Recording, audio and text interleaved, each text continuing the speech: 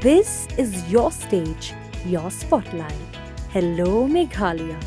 Your story starts here. Kakong Ida Sishan Nongrang IPS Director General of Police Kejala Meghalaya kala penpau baka jing toket halor ke jing sya Pynïap Raja Raghuvanshi kala yat stat bahar ringkat kisaki sabut kibobiang kipala ban penkloi ru ban charge sheet ya kene ka muka duma. Habakran sikilat pathai kubor hakanok paisngi joka khandri trip jeli arja arpusan ke DGP kala ong bagi basak yang borok sangut kata ke Sonam ke Kurim Raja Uraj Singh Kushwaha u Akash Rajput u Vikash Singh Chauhan baru anan kurmi kidang hap hagajing toket bat kipulet kidang yale ban Pynïap kloiru khnang ban la ban charge sheet hakapor balabu.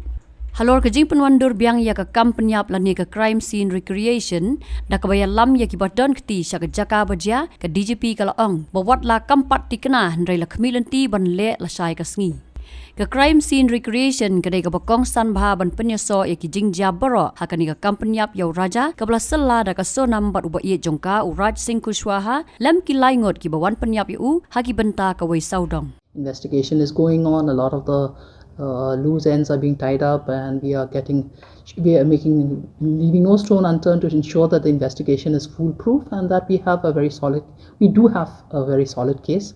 We do have enough evidence, and we are hoping to complete the investigation and ensure that the case is charge-sheeted within the mandated time. Yes, we would be looking at asking for additional police custody. But it will also depend on court and how much of it, I'm sure about what the IO would be presenting to court, the grounds for additional police custody. We do have, I'm quite confident for that, we do have that. But it would depend on court as to whether they give us the additional custody or not. Is the crime scene recreation will be done today or tomorrow? That I cannot say with certainty, but most probably it will be done tomorrow. Habatin, pej bahagi kashab plus F. Ka plus F? Hakabam bangibam dunaki eki bataye kamet. Namar kata habathiru atau khau kamlu ka umpnyang kadut pej ya kashab plus F hakajing som.